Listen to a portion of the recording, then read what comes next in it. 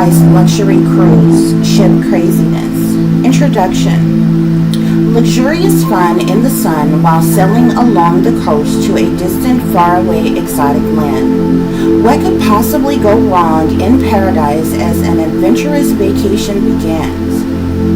Amongst thousands of seemingly friendly strangers, only time will tell the tale of the crazy corruption aboard this floating hell smack dead in the middle of nowhere.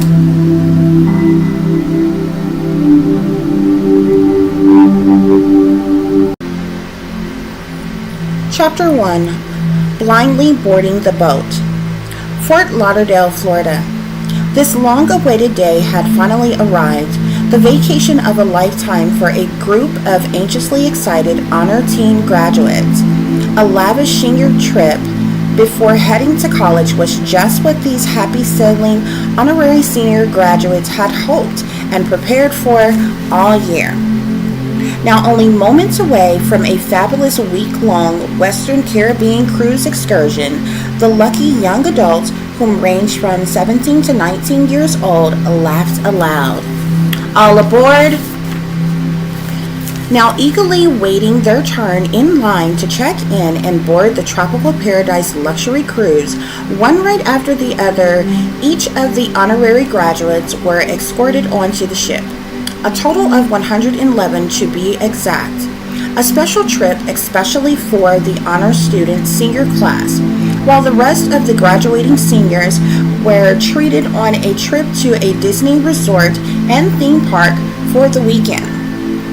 Many other guests were in attendance aboard the cruise ship as well, but for the elated graduates, it was as if they were the only ones there, as they found themselves quickly lost in their own blissful cheer. Chapter 2. Settling in as the ship set sail. Giddy and full of energy, the group rushed with anticipation to their plush rooms awaiting them. Upon arrival to their cabin suite, eyes sparkled with delight as they were mesmerized with their accommodations and amenities. Quickly settling in, the graduates were anxious to regroup and tour the enormous ship for fun and excitement with all of their friends. After savoring the moment in their suite for about 30 minutes or so, many changed into something more comfortable and then went to meet their handler escorts in the common area of the ship, whom had accompanied them on their trip. The brief meeting was to go over safety tips and to provide them with ship maps and itineraries of events. After the brief lecture from Miss Honeypot and Mr. Sinner, the group of graduates were free to do what they will, while also being prompted of the reminder all meal times was check-in time with their escorts. No one was to disembark or leave the ship without their supervision or permission. Any and all activities abroad while the ship was docked in any area for an extended period of time would be done together as a group for their own safety and security. Everyone in attendance understood and was in agreement of the rules and regulations. Now it was time to let the fun begin, or so they thought. All 111 graduates scattered in different directions, although many partnered with their roomies or their besties, in search of leisure and entertainment before dinner check-in at 7 p.m. Chapter 3. Let the games begin. Time seems to fly when you're having fun, but the day was still young as the sun shined brightly high in the clear skies above. Everybody aboard the Tropical Paradise Luxury Cruise seemed to be filled with joy, laughter, and cheer. There was something of interest for everyone to do, whereas there wasn't a dull moment throughout the day. Interestingly enough, the cruise staff seemed to pay very close attention to particularly the graduate students on the cruise, more so than any other guest the most. Small chatter amongst the youngsters found this to be kind of odd. However, they were having way too much fun to pay the matter any more attention. Several of the attending groups made their way to the pool area for a bit of some splish splash splash thrills and to mix and mingle with others before dinner. Others occupied the arcade, gift shop, spa, and other activities available in cooler areas on this extremely hot day. But many anticipated nightfall to arrive for the big party that was to take place at the cruise club. With so much to do or experience, this week-long trip is bound to be adventurous. Chapter 4, Stranger Things. The guests attending the second dinner at 7 p.m. began to retreat to their suites around 6 p.m. to ready themselves for a lavish meal, live entertainment, and a meet and greet with the captain. Excitement and steady traffic rang through the ship from all areas as the guests enjoyed themselves to the fullest. 6:45 p.m. The grads, finally dressed for the evening engagements, began to make their way to the designated meetup location with their cruise handlers/chaperones for a quick check-in and head count before being escorted to the dining area. By 6:55 p.m., all 111 graduates surely checked in as expected and proceeded to the dining room. Upon arrival, a special section was set aside just for the graduate students. It became very apparent the group was definitely getting special treatment and service. The captain even personally introduced himself, welcoming the honor graduate students. There was even 6 servers that were solely assigned to them specifically. The eager group ordered their drinks and meals and then enjoyed the live band while waiting on their food. Everybody was so polite and overly nice to the point of feeling like everything was staged or a bit arranged. However, the meal was prompt and scrumptious. The hungry group eagerly savored every bite. Dinner ended around 8:30 p.m. and finally everybody aboard the Tropical Paradise luxury cruise was ready to party. Many found pleasure in the casino or at the bar, while the vast majority of the young people ran to the club to dance the night away. The DJ was jamming, music was blasting, and the dance floor was packed as the disco ball flashed rapidly with glimmering lights. Yet again, several of the ship's cruise staff lurked around creepily, focusing their attention on the graduates all too much. Before long, the DJ announced free refreshments were available in the rear of the club and everybody was welcome to help themselves. The crowd cheered aloud as many in attendance took advantage of the freebies offered to them. Little did they know, the punch was spiked with alcohol, which soon became apparent as the partiers began to stagger about. As more and more frequent trips to the bathroom began to happen, no one quite noticed of those whom vanished into the night, never returning back to the club again. Chapter 5, Weird Occurrences with No Explanation. Day 2. A lovely experience thus far on a cruise of a lifetime, but other guests and the staff were surely acting very suspicious. The first day aboard the cruise was great, although later that night at the club somebody had spiked the punch. The students drank that was especially arranged for them and their enjoyment. Many appeared to be very intoxicated, staggering about on the dance floor, and it was assumed perhaps one of the students intended to play a cruel prank on the others, so the matter wasn't researched or investigated any further, and no complaints were made to the group's handlers or the staff in attendance. With everyone scattered about in all different directions, it was believed The end of the night, all the graduates, along with more than 1,000 other guests, made it back to their cabin suite safely. 8:30 a.m., and all the early birds was up and about preparing themselves for a savory breakfast. Around 9 a.m., the group met in their designated spot, but after about 15 minutes waiting, 6 of the graduates hadn't arrived for check-in yet. However, second day on the ship, the entire day would be spent cruising the seas on the way to the Bahamas. So the group handlers figured the 6 absent had just overslept and didn't want breakfast, and made mention they couldn't possibly be anywhere else, since no one could have left the ship. With that being said, everyone made their way to the breakfast buffet. During the meal, everybody's topic of conversation were the 6 graduates who were absent.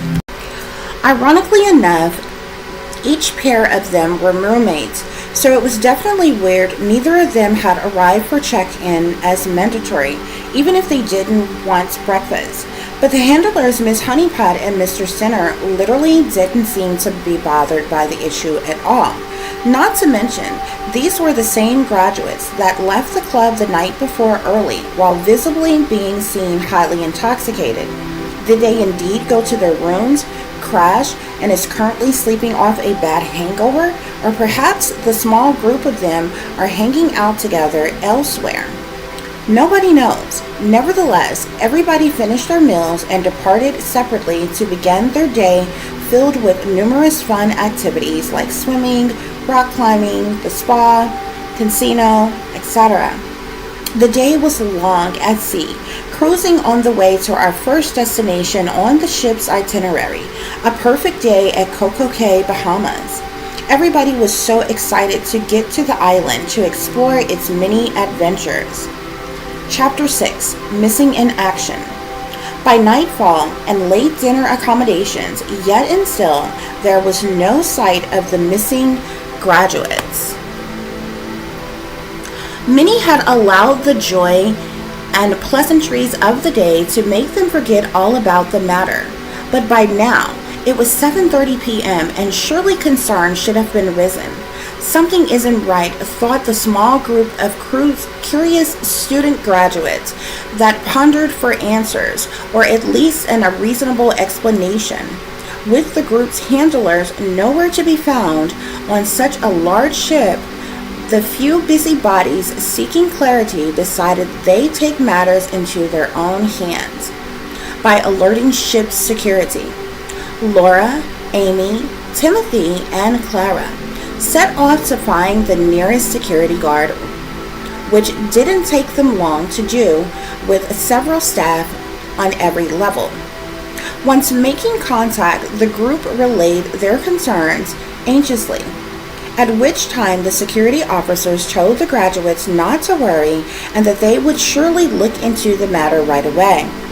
Although a report was indeed made, the security officer didn't seem to respond with any urgency. In fact, Officer Randy Smalls appeared rather suspicious in his demeanor, as well did he take a very lighthearted approach about the issue altogether.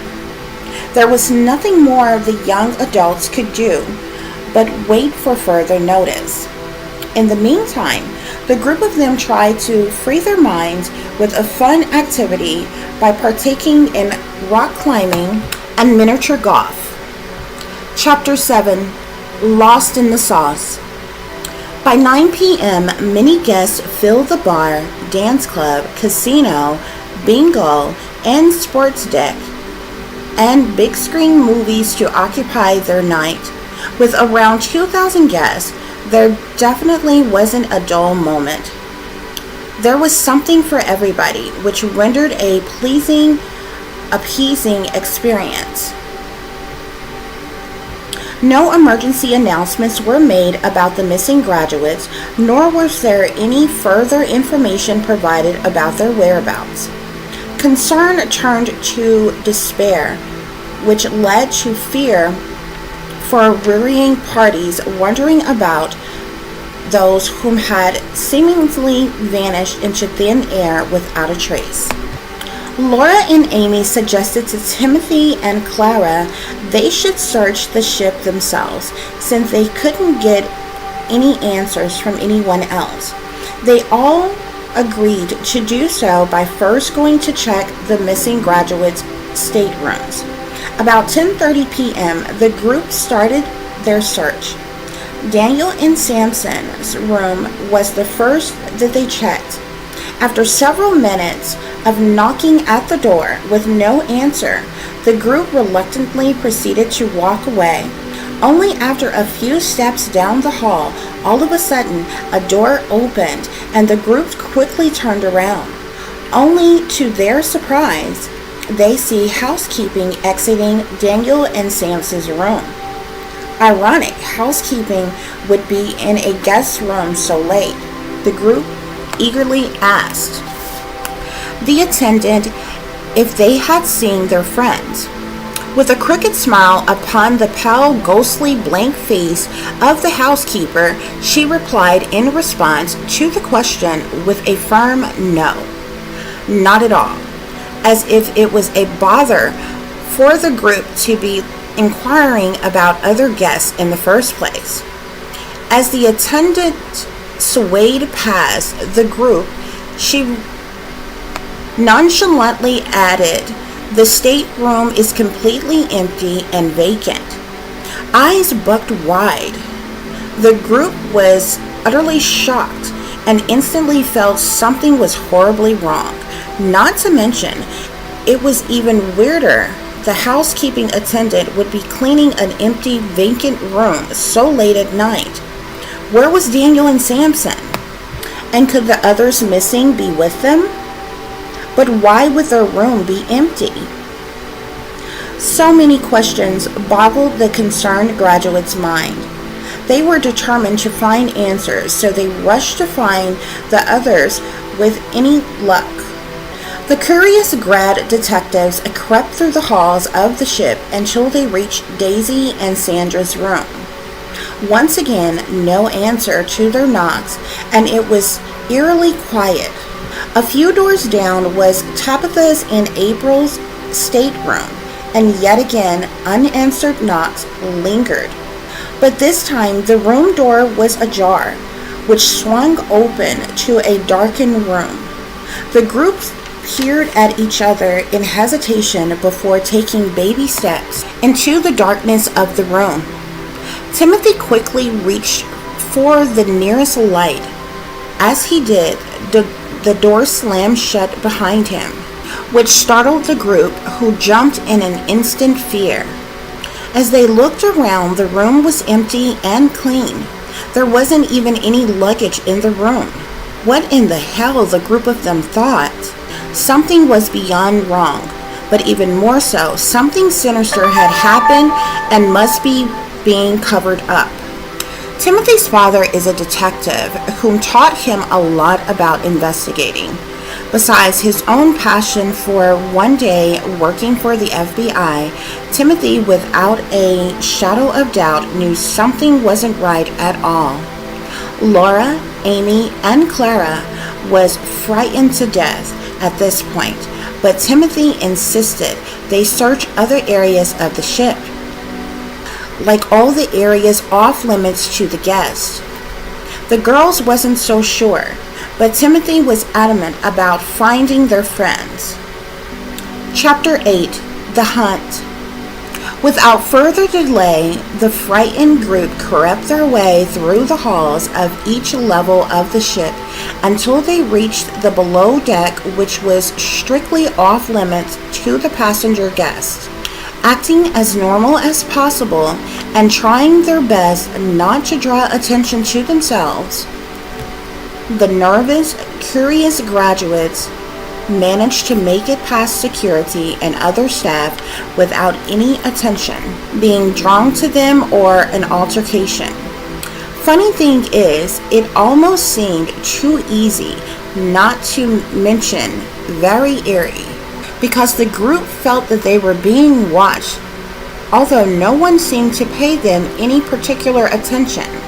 Afraid that they could get caught and in big trouble in any moment, the four hurried as their eyes glanced in a flash in every direction as they walked arm in arm together, looking all around for any sign of their missing friends.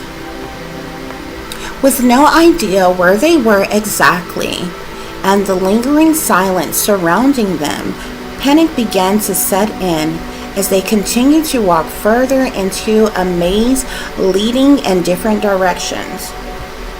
Some areas were labeled crew cabins, which the grads tried their best to avoid. Before long, they reached an area and could see several cells, which startled them because they had no idea such a thing existed on a cruise ship. Then they heard faint noises, which sounded like screeching voices at a distance. This shocked them, thinking someone was surely coming up behind them, and they had nowhere to hide. But the noises seemed to be closer than they thought, because the further they walked, the closest the voices sounded. Timothy discovered several other doors alongside the jail cells, but they couldn't see through the rooms. There was one sealed room in particular the whimpers were coming from.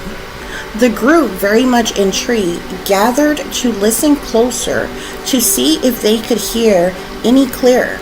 But just as they did, two tall, buff guards cornered them. Panicked and scared for their lives, all four of the graduates screamed as loud as they possibly could. "What the hell are you doing down here?" one of the security guards yelled with intensity as he snatched Timothy up by the collar, practically lifting him off of his feet. Frozen in fear, Timothy couldn't seem to utter one word, so Amy blurted out, "We're looking for our missing friends," with a snappy attitude. "Oh yeah? This is the little group that has been creeping around the housekeeper told us about," said the other guard to his partner. With the most sinister look upon his face, the bulky, overbearing guard said, "Well, you've come to the right place." Not sure what he meant, and ready to get out of there as fast as possible, Laura asked, "Could they go?" The guards laughed out loud and said, "But I thought you were looking for your friends, little one." What a creep, Laura thought.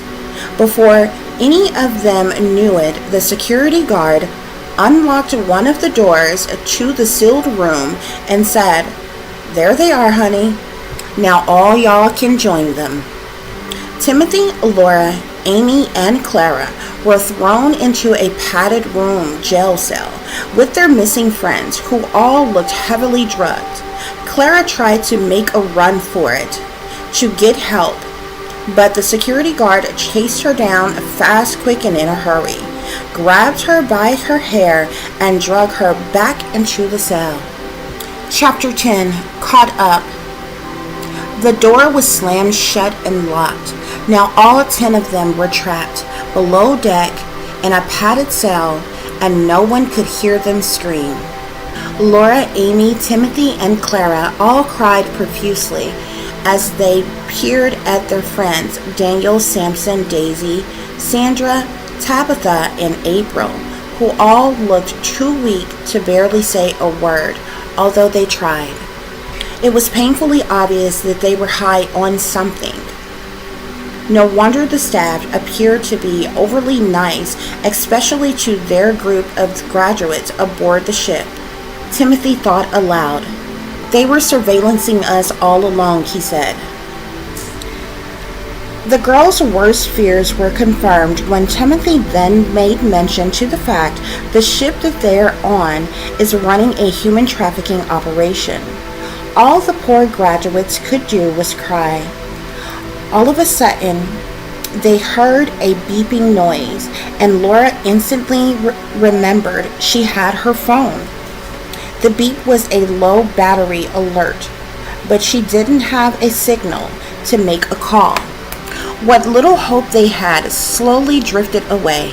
Timothy said they had to fight back every chance that they got before they came back to drug them too.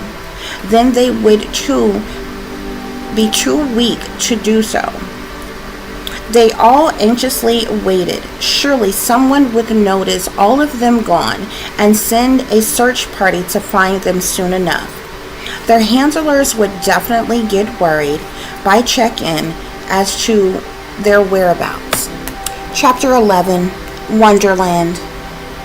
Day 3. A perfect day at Coco Cay, Bahamas, was fast approaching as the ship was only hours away from its first port of call. Guests aboard anxiously waited as they prepared themselves to depart the ship to explore the island and leisurely activities available. A beautiful day at Coco Cay, Bahamas. The sun shined brightly high in the sky as the waters sparkled and glistened all around the island. Nearly every guest in attendance departed the ship upon arrival. Laughter and cheer rang through the air as everyone parted ways in different directions in search of adventures. Oddly enough, no one thought to mention or even search for the missing graduates that seemingly vanished into thin air. Nevertheless, with so many things to do, there wasn't any dull moment for the partying wanderers. Obviously, not really watching their surroundings, while many indulged and was highly under the influence that left nothing but space and opportunity for danger to lurk in the shadows on the island. Ignorant to the current circumstance, the guests had no idea to the major operation going on right under their nose and the evil that surrounded them all. With already 10 missing, no one could guess that wasn't the end to the creepy captor's madness. Eagerly enough, things went as planned throughout the day and was done in an orderly fashion by the staff standards at least. The cruise itinerary displayed a schedule to stay at Coco Cay all day and night, not setting sail again until early on day 4. The cruise guests could enjoy themselves any way they liked, whether spending all their free time on the island or either leisurely entertaining themselves aboard the luxurious cruise ship.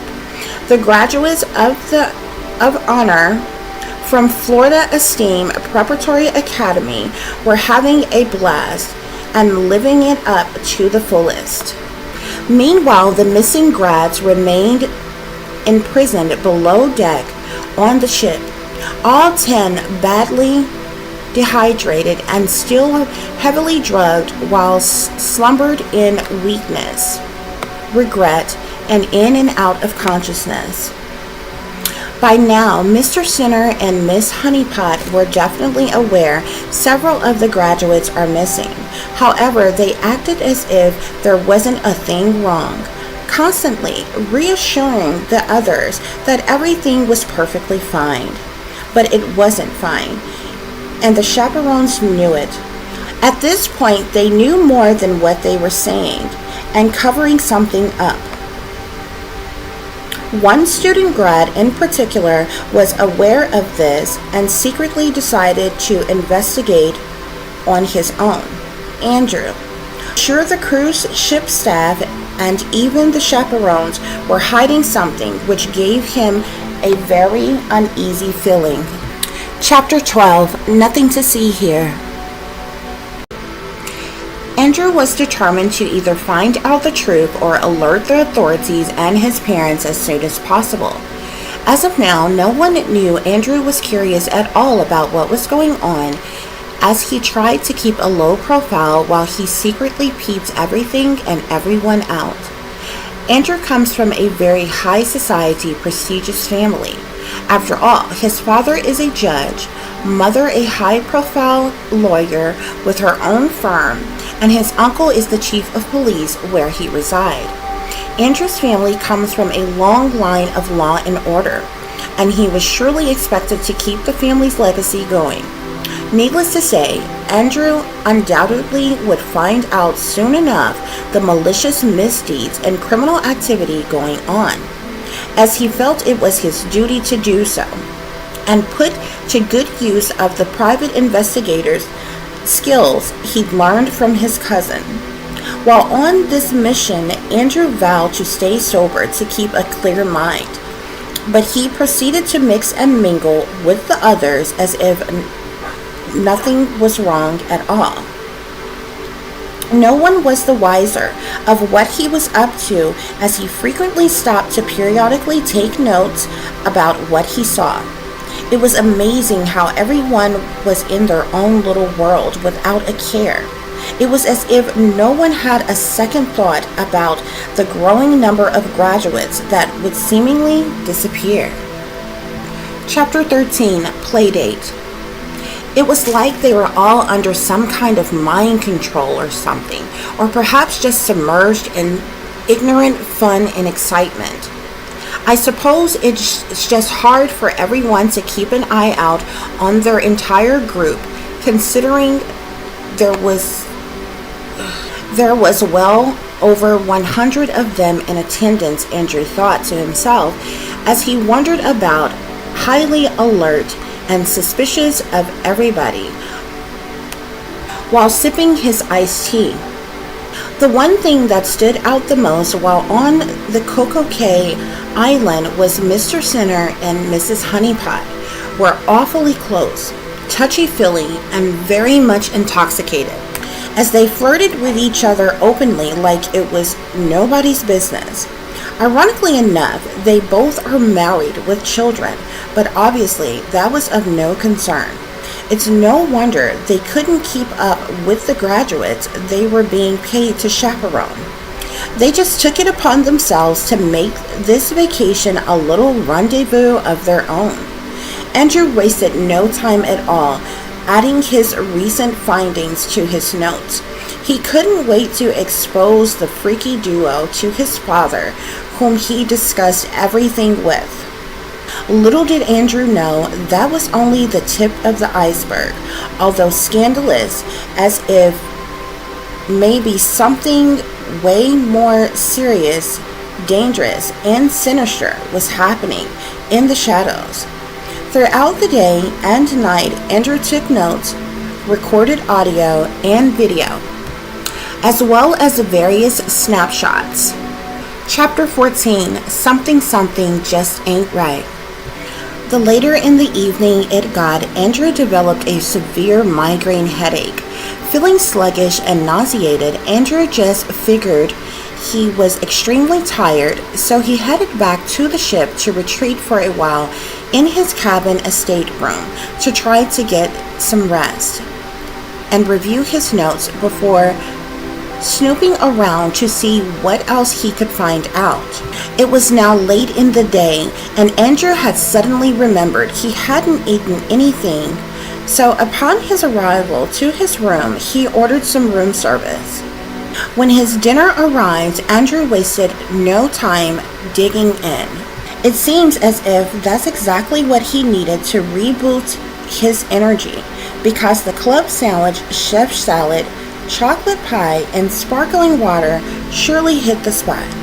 After which, Andrew sat on his balcony deck reviewing his notes, and from time to time finding himself dazing off into a daydream while staring at the clear night sky and ocean view. Rubbing his head and eyes in confusion, Andrew discovered there were a total of 10 graduates unaccounted for. As he looked over the check-in roster, he thought up until that point it were only the small group of roommates nobody had seen since their first night on the cruise. It was now day 3, and several more were just gone. Baffled by this, Andrew immediately jumped up to email his mom and dad. Long-winded and rambling, Andrew attempted to explain the situation. It was as if the severity of the issue sent him into overdrive as he typed rapidly. Since it was late, Andrew knew he likely wouldn't get a reply from his parents until the next day. In the meantime, Andrew tried to keep his cool as he thought frantically on his next move. He needed a plan but had no idea where to start, so he sent the same concerning message to his private investigator cousin, Doug, for any ideas on what to do. Shockingly, Andrew's cousin Doug emailed him back right away. Just as Andrew received the message, he was startled by a disturbingly loud knock at his door. Just a tad bit anxious and afraid to answer the door, Andrew rushed to hide his laptop, phone, and camera. As he yelled out, "Yeah, who is it?" then waited patiently for a reply. Andrew and his parents are rich, so the couple could afford a luxurious suite for their son by himself, as he didn't want to bunk with anybody else. Nevertheless, because of this fact, he wasn't expecting any visitors. "It's Miss Honeypot, hun. Open up." A dainty yet slurred voice spake out. "Oh, okay," Andrew responded. As he breathed a sigh of relief, the door swung open, but of course, Miss Honeypot was wasted. Yet thought to check on Andrew? He had never seen Miss Honeypot in such a way, being the sophisticated socialite she normally carried herself as. Chapter 16. What the fuck? Andrew had never seen Miss Honeypot in such a way, being the sophisticated socialite she normally carried herself as. "Hi dear," she said. "Just wanted to make sure you were doing okay." "Yeah, fine." Miss Honeypot, Andrew said. "Well, alrighty then, hun. Good night." Miss Honeypot blurted out as her breath reeked of liquor. "Oh, by the way, hun, do you need anything for your headache or stomach pain?" What? I mean, no, I'm fine," Andrew said agitatedly. "Have a nice night, hun." "Fine," Andrew closed the door and began pacing the floor. How in the hell did Miss Honeypot know he didn't feel well when he left the island? And how did she know he was in his suite, Andrew thought. But more importantly, why didn't she go check on or attempt to find the missing graduates like she did him? So many questions and random thoughts crossed Andrew's mind. Something was definitely horribly wrong. And more so than that, Andrew now knew he was being watched, even in his room. Andrew remembered the message he got from his cousin, and he ran to read it and update his family what had just happened. After he sent his second message, all of a sudden, Andrew's Wi-Fi went out. He knew he had paid for the most premium package for Wi-Fi aboard the cruise, so there was no reason for it to go out all of a sudden. Somebody was watching and didn't want Andrew to get any messages to his family about what was going on. Not to mention, Miss Honeypot had just tried to get Andrew to take some kind of supposed pain pill. She was likely trying to drug him, Andrew thought. This is beyond serious, and Andrew knew his life was in danger. Chapter 17. The suspense is cringe. Day 4. Departure. After a wild night the day before, the Tropical Paradise luxury cruise was ready to now depart from the Bahamas to set sail on a day-long cruising at sea to our next destination, to Cozumel, Mexico. Andrew didn't sleep a wink, as he was frozen in fear about what he had endured. The Wi-Fi stayed out all night too. All the other guests were seemingly fine, and everyone made it back to the ship on time.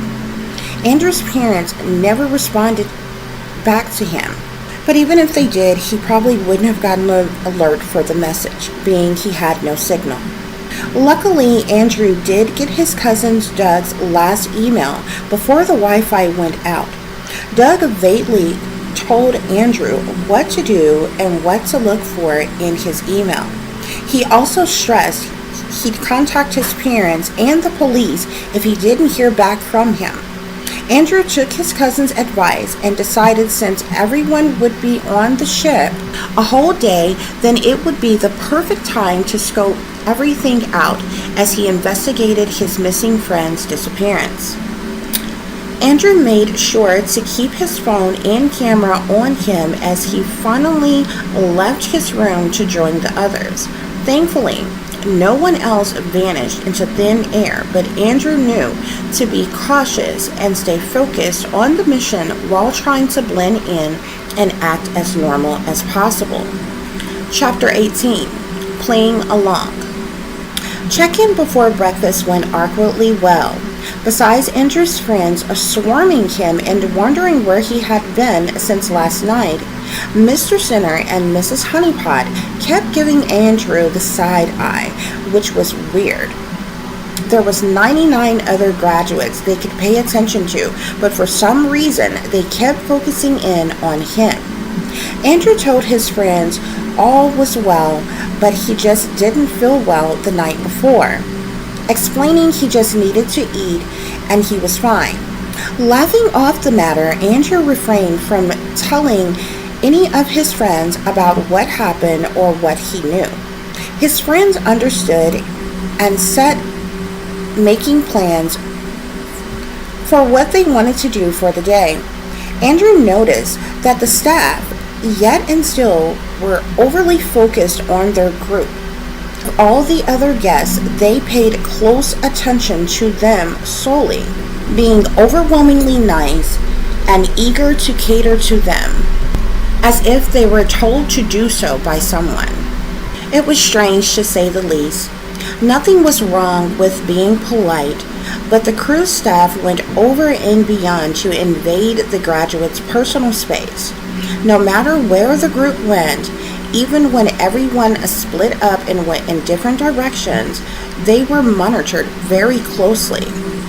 Andrew tried to loosen up and have a bit of fun with his friends, who didn't suspect a thing and was having the time of their lives. With so much to do aboard the ship, the rambunctious bunch paced themselves from one activity to the next until lunchtime. After the group's late lunch, Andrew and his friends went by his suite to secretly smoke some weed Andrew smuggled on the ship. However, when they reached Andrew's room and began to unwind, Andrew knew something was wrong. All of Andrew's things were thrown about as if someone was frantically searching for something. That's when Andrew realized his laptop was missing. Someone had broken into his room, who obviously had a key to get in. Andrew was enraged and picked up the house phone to alert the security of the problem. Andrew was pissed, and the people at the service desk just calmly took his report and said they'd look into the matter. Andrew had a feeling it was a staff member who did it in the first place, and they knew exactly what was going on. Chapter 19. Evil Live. Andrew, without a shadow of doubt, knew whoever took his laptop was now aware of him sending messages to his family and what those emails said. Andrew asked his friends if any of them had a signal or Wi-Fi on their phone, whom all replied no. Damn, Andrew thought, as the group finished smoking and left his suite. Andrew's pretty spoiled, so he was fuming over the situation, as would anybody be upset, but Andrew's friends had never seen him as angry as he currently was. Andrew figured hanging with his group of friends would keep him safe, but he knew he needed to branch off away from them to go searching and continue his investigation into those whom are still missing. The teen grads wanted to drink and party the rest of the day, as they had become accustomed to being served alcohol freely. But Andrew wasn't feeling it, Something else Andrew made a note of, even though they all ranged in the age of 17 to 19, the crews constantly supplied them with liquor throughout the duration of the cruise. Mr. Center and Mrs. Honeypot knew this and totally didn't mind. Like that small detail was all a part of their evil plan. By now, Andrew felt like the chaperones were definitely in on the setup of whatever was going on. A feeling that proved true when Andrew overheard a conversation between the two. Chapter 20, Smoking Gun. Trying to get his feelings in check, Andrew and a couple of his guy buddies made a dash for the public restroom aboard the ship. Even though Kenneth and James were preoccupied chatting about good-looking girls on the cruise they had met, Andrew was uninterested because he was too much in a zone. On the way to the restroom, the guys bypassed the lounge. Many of the older guests found comforting, which is where Mr. Center and Mrs. Honeypot were having cocktails over what seemed to be an intense conversation. Andrew snapped a few pictures of the intimate pair. Andrew told his friends to go ahead of him and he'd catch up. The chaperones' backs were turned to the doorway, even though they sat close by the entrance, which is how Andrew heard their shocking conversation.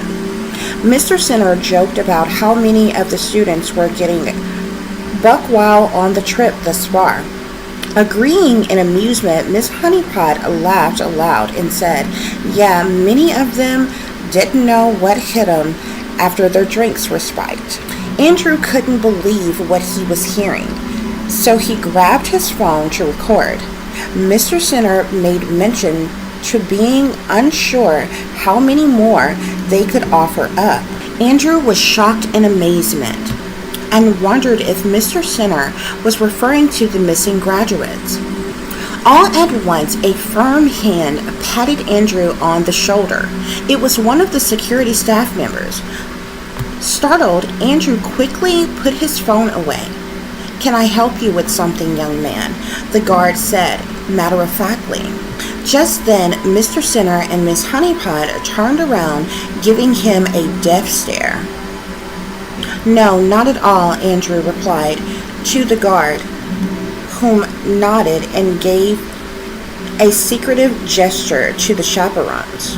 To play it off, Andrew acted like he was looking for the chaperones to ask a question. So he slowly walked toward their table, leaving the guard behind. Andrew had to think quickly, so he just asked outright what was on his mind. Andrew looked at Mr. Center and Mrs. Honeypot and asked in a very agitated manner, "What's going on and where are the missing graduates?" Andrew was anxious and angry by now and wanted answers as to why no one was concerned. Several people were missing. Andrew was loud enough to get everybody's attention that was in the lounge and at the bar.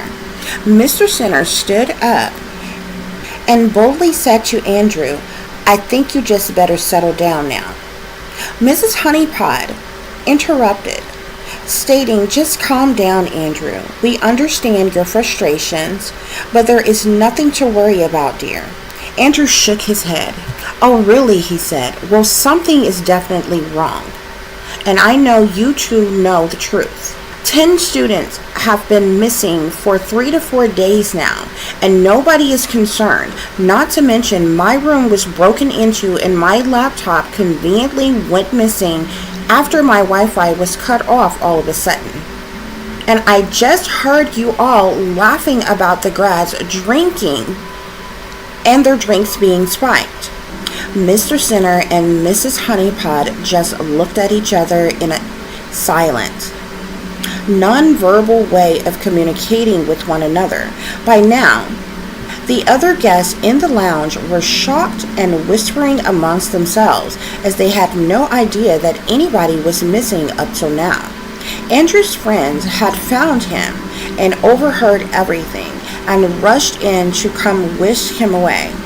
Andrew never did get a clear message or answer from the chaperones or the staff. They all seemed to scatter about frantically, as they all had this look like a major bomb had just been dropped. Chapter 21. The lies they tell, the secrets they keep.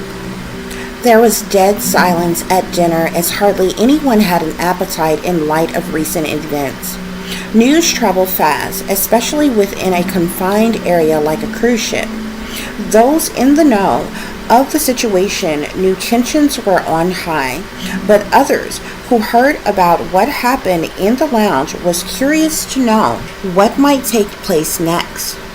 Even other guests aboard the ship grew fond of the outcome of the situation and the missing graduates. When the eerie silence and cold, hard stares couldn't be ignored any longer, Mrs. Honeypot decided to address the group in attendance. Miss Honeypot, fiery red-haired, dangled down her back as her pale skin appeared flawlessly cold. She wore a fitted pencil skirt and a low-cut lace blouse that flaunted her busty cleavage, obviously looking as if she had someone to impress on a hot date as she stood and pranced about in her 6-inch stiletto heels. "Attention, fellow graduates," Miss Honeypot said. "I have an announcement." Everybody sat in anticipation and didn't blink one eye.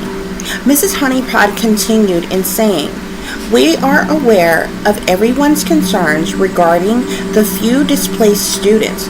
"Few?" Andrew shouted. "You mean 10 who vanished into thin air, right?"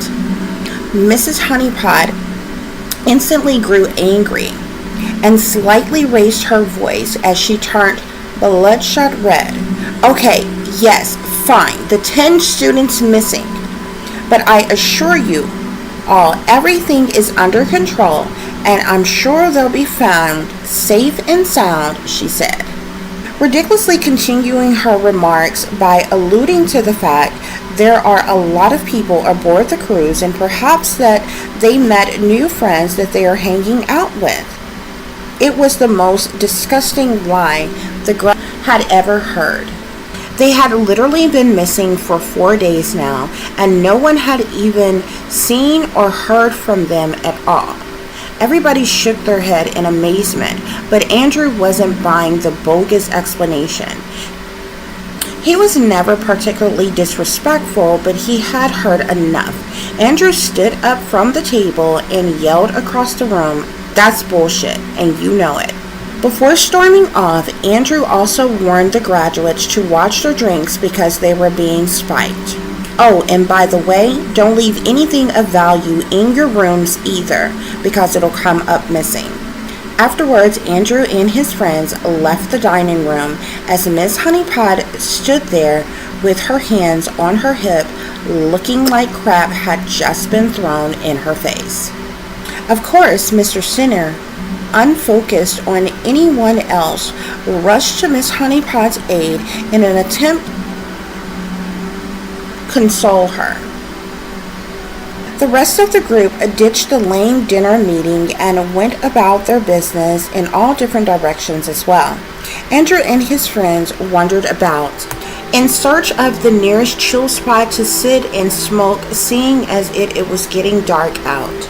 Chapter 22. The plot thickens. Since somewhat everything was out in the open, Andrew decided to let his friends in on everything he knew during their smoke session.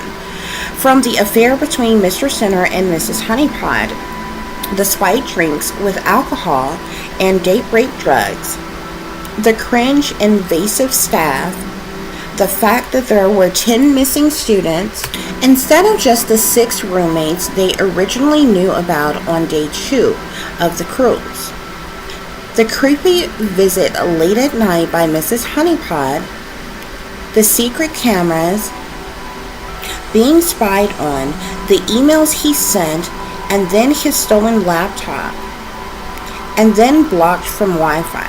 He told them everything that he knew. It was a lot to take in, but the small, intimate group still didn't know where the missing teens went, or that a major trafficking operation was the real cause of the problem. Trying to be safe, the group agreed to only drink bottled water from then on until they were off the ship. With only 4 more days aboard the ship, the grads were hoping nothing else bad could happen. But frankly, nothing could prepare them for the dangers that were lurking all around them, or what was going to happen next. Along with Andrew was his friends Lance, Kenneth, James, Sarah, Bethany, and Rachel. They all agreed to stick together for the rest of the night. They all were pretty bummed about everything that had happened thus far, but they didn't want to waste a good time either. None of them had bothered eating dinner earlier in the day, so after smoking, they all had the munchies and decided to order up a lot of food and snacks. While the group awaited their feast, the missing graduates being held hostage under deck weren't doing so good. Still confined like animals, they just barely were supplied food and water. Yet they were kept drugged repeatedly, often causing them to pass out from either exhaustion or being overly stimulated with substance. Little did the other graduates know, but a secret meeting was taking place in the staff quarters, which consisted of Mr. Sinner, Mrs. Honeypot, a few security staff, and the captain of the ship. The heated discussion was about Andrew, of course, and the growing whispers amongst the guests about the missing teens. One of the guards suggested getting rid of Andrew as soon as possible. The captain replied the situation was already being handled. What about the agreed upon deal, Mr. Sinner interrupted. You only have 10 of them when it's supposed to be 15. By the time the ship reached Mexico, he stated. Head of security suggested that the sacrifices will have to take place in some other manner because they couldn't risk exposure if any other persons went missing on the ship. Too many guests are aware of what's going on now. Yes, the captain agreed. We need to focus our attention on Andrew and his friends. Okay. But what about the other 5 teens whose parents are expecting compensation from the setup? Miss Honeypot blurted out. We will have to deal with that later, said the captain. Chapter 23, Fatal Deadly Danger. One of the wait staff getting off of her shift from the day lingered in the background as she eavesdropped, listening in on the conversation the captain had with his counterpart, culprits. Working aboard the ship for 5 years now, Stacy knew of the criminal activity that went on, as did she know to turn a blind eye if she wanted to keep her job or stay alive. Stacy knew all too well that even staff members had come up missing aboard the cruise ship before, lost without a trace, and no one aware that they were either murdered in cold blood or trafficked and sold into sex slavery. But only this time, Stacy couldn't believe what she was hearing. The parents of the missing teens are in on the setup for the huge payday too? How awful, Stacy thought, and to think, in the end, when the shit hits the fan, they'll all play pretend to be so heartbroken by the news of their children missing. And here Stacy thought being an orphan was so bad. But who in the hell needs parents when they'll just sell you out and throw you to the wolves for their very own ill wills in compensation? It's an evil, wicked world after all, she thought. By now, Andrew and his 2 little crew had a party of their own going on. At last, the group's food arrived and they all dug in. As agreed, they all had bottled water with their meal, but the kitchen staff noticed this and had yet another trick up their sleeves. Andrew's food was laced with poison, and all the bottled waters had been tampered with by injecting a liquid drug into the water with a needle. Despite their safety attempts, Andrew and his friends were drugged and poisoned anyway. Before long, the entire group appeared drunk, and Andrew started feeling ill right away, vomiting up everything he had just eaten. Sarah, Bethany, and Rachel could barely stand, and eventually Sarah passed out altogether. Security was all too eager to help the girls to their room as they were separated from the guys. James and Kenneth staggered about trying to help Andrew, and Lance just left the group hanging. But Andrew grew angry, knowing something was done to them. He told his friends to just leave him alone, while he frantically tried to use his phone again. Andrew still couldn't make a call just yet because of the weak signal strength, but the Wi-Fi was on again, so he emailed his parents to tell them what was going on. Kenneth and James decided to do as Andrew asked and gave him some space. However, they weren't moving as fast as they thought because they had only gotten a few feet away. Kenneth and James were big and tall, solid all-American guys. Even though they felt drunk and high, they were still alert enough to get around. With their backs turned, walking slowly in the opposite direction, all of a sudden they heard a loud scream and a splash that got everybody's attention. When Kenneth and James turned around, Andrew was gone, with nothing left but his shoes and his phone left behind. Everybody ran to the rail along the ship and looked over. No one could see anything but black darkness and the rapid waves of the water. Andrew had gone overboard. A little old lady shouted. Kenneth and James seen a distant figure rushed away from the scene as everyone gathered. Both Kenneth and James were crushed and knew Andrew had been pushed or thrown overboard.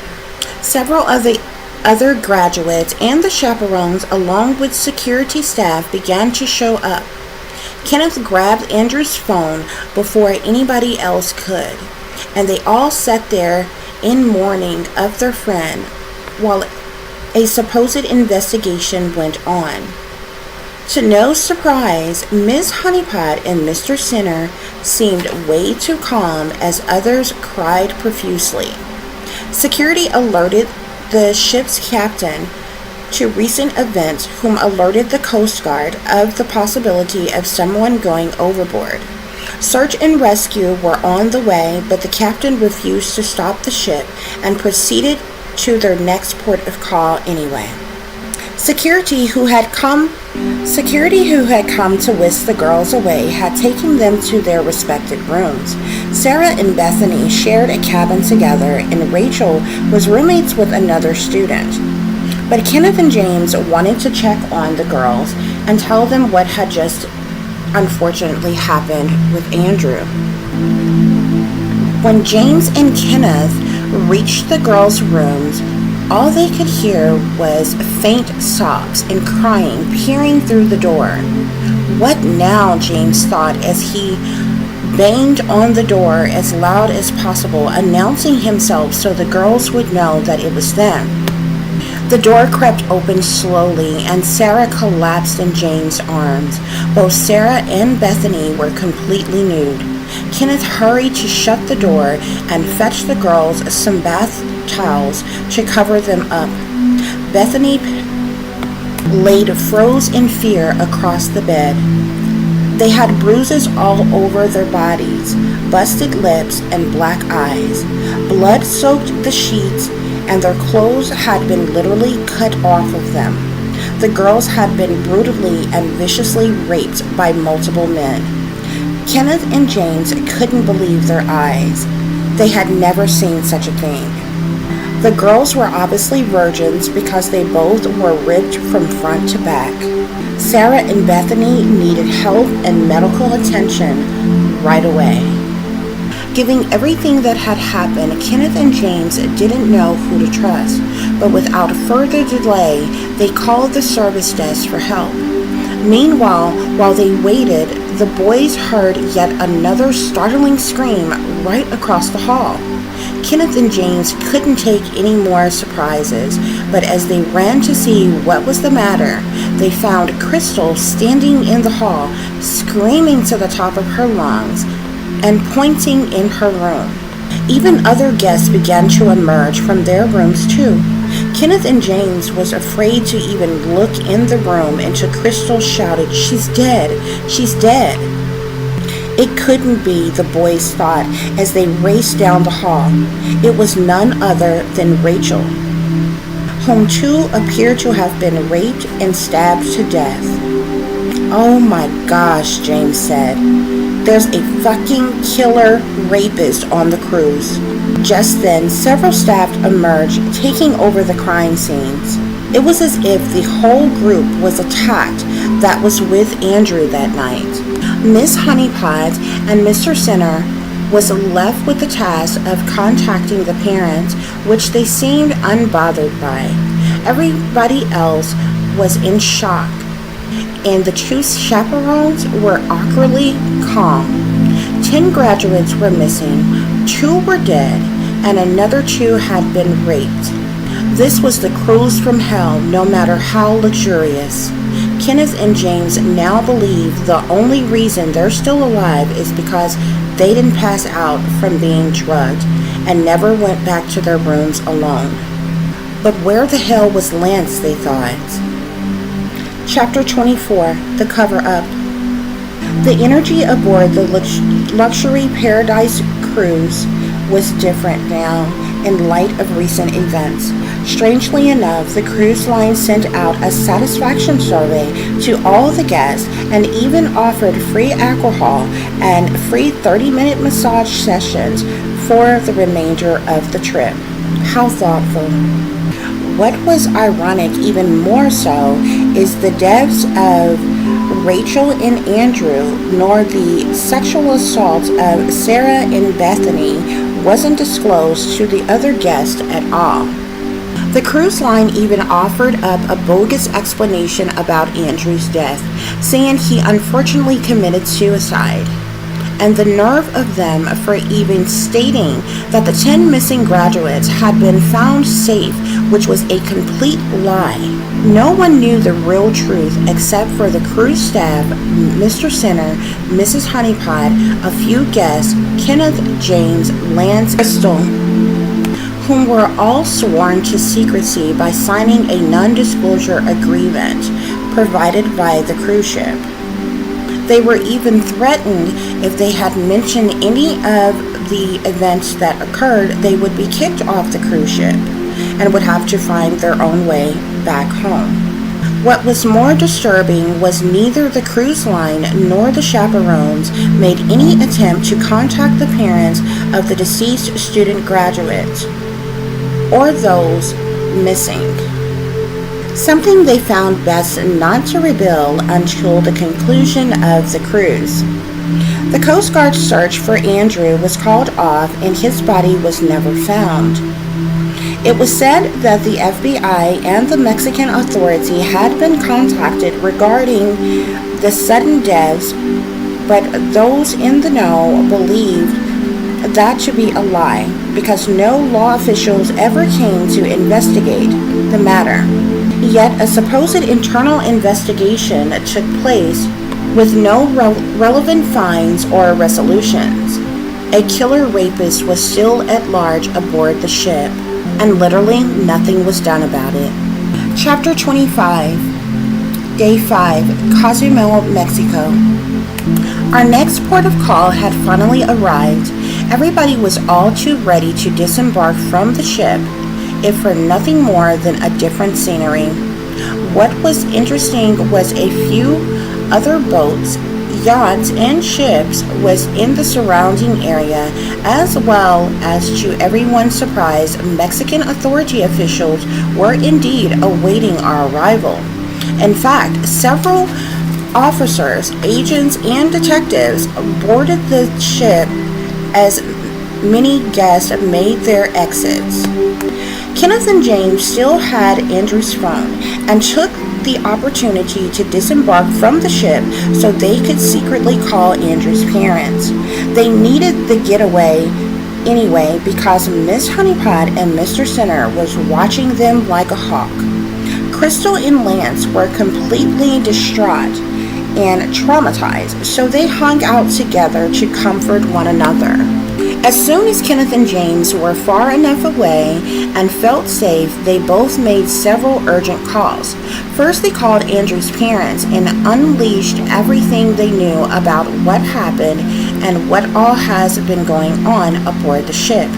Andrew's dad was furious, and his mother couldn't stop weeping.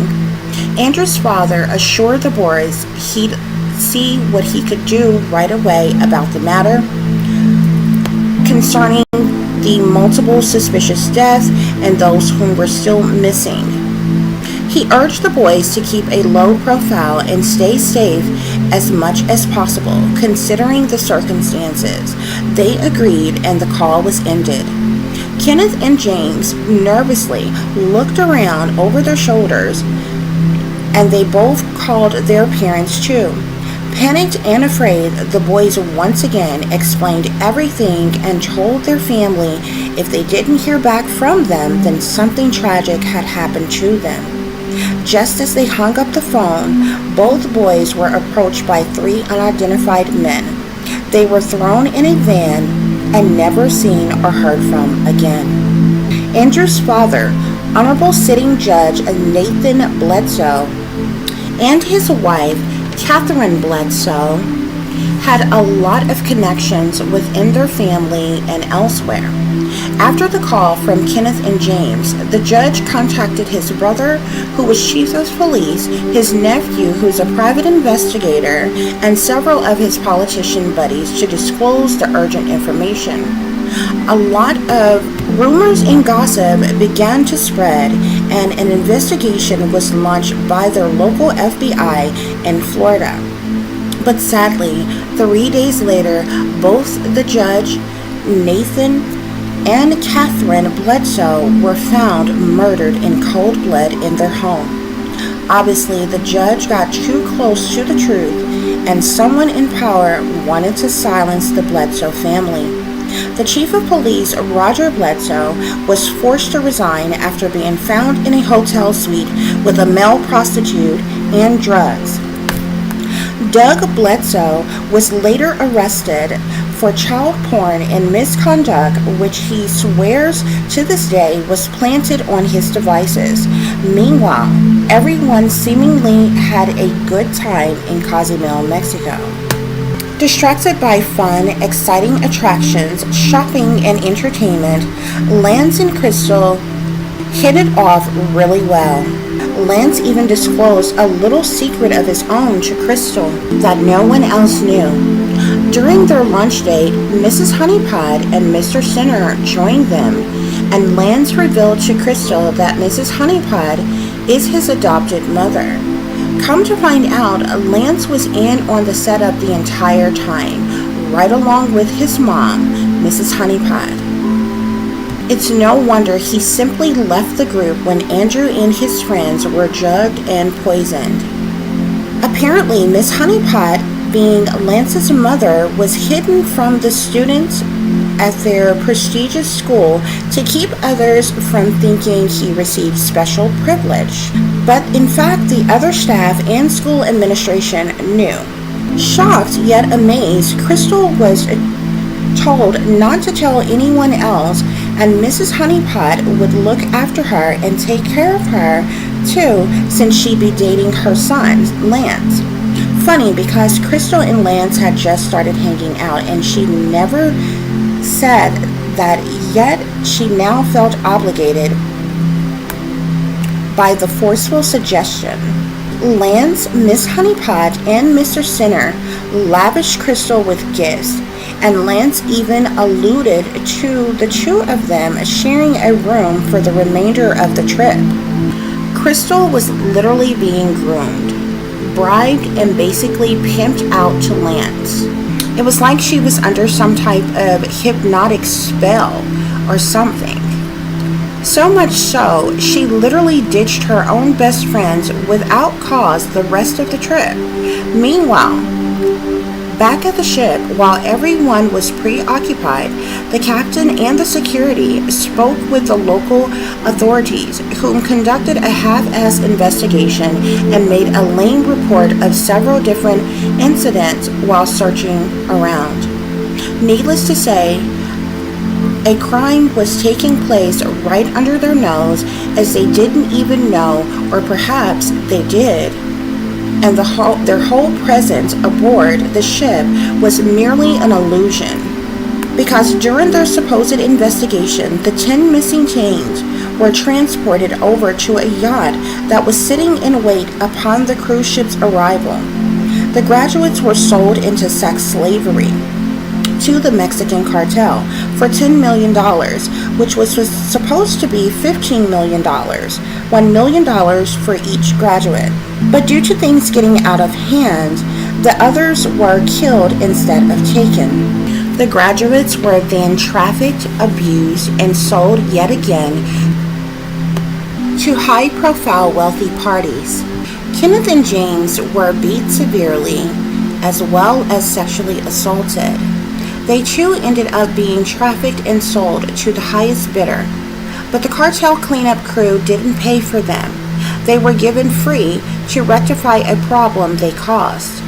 Only 2 of the graduates was trafficked back to the United States, bought by some rich elite politician individuals. 3 more were sold to wealthy elitists in China, 4 were sold to wealthy elitists in Russia, and 3 were sold to wealthy celebrities in various parts of England. To say a whole lot more money was made off of the graduates than what the Mexican cartel originally paid for them is an understatement. They all come from well-to-do middle-class to upper-class families, so they're worth way more and will most likely be used as presidential models, high-profile sex slaves, and pimped out and passed around by the ultra-rich elite, celebrities, royalties, etc. Each of the graduates' families were very well compensated as well, as all of the grads were sacrificed by their very own parents for various different positions, titles, roles, fame, and or fortune. Nevertheless, the investigation aboard the Tropical Paradise luxury cruise was terminated, and all evidence and reports were buried. A large $1 million donation graciously made its way to the Mexican authorities as well.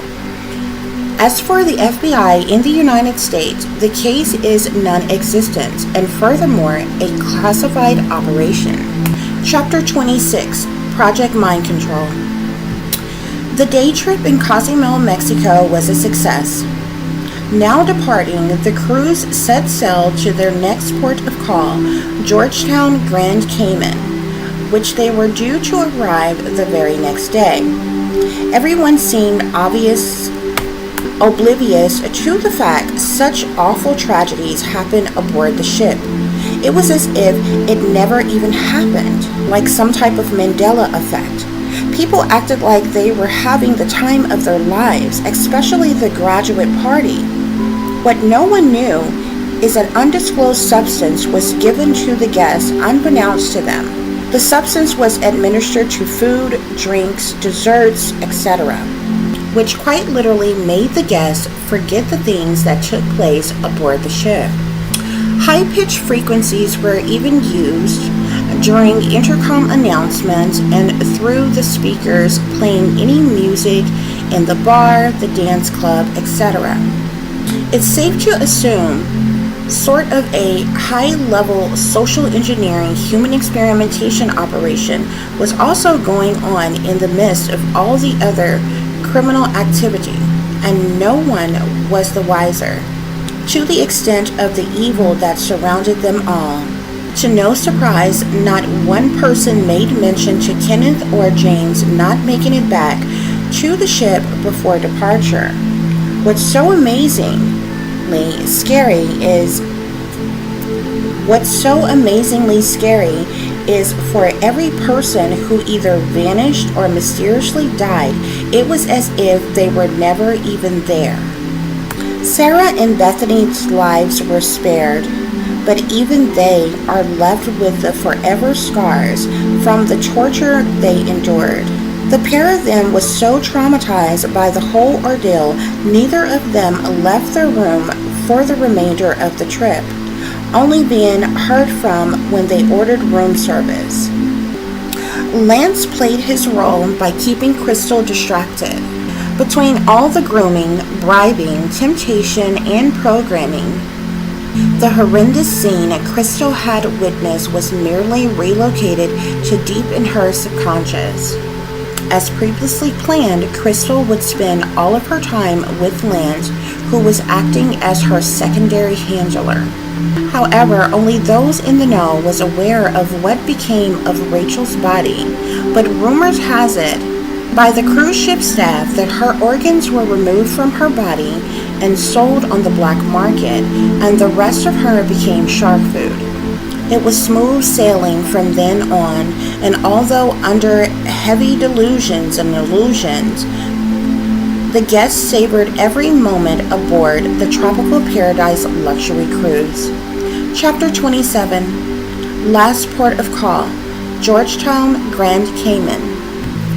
The day for the last major attraction had arrived.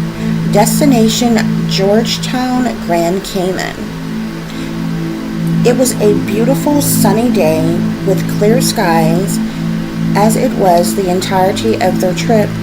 Everyone was eager to make the most of their experience before the long journey home. Endless entertainment, shopping, and sights to see, as well as taking memorable pictures, was on all the guests' agenda for the day. Very few decided to stay aboard the ship, but those who did stuck out like a sore thumb. Many of them for no particular reason at all besides the fact that they were older in age and didn't really feel up to all the walking.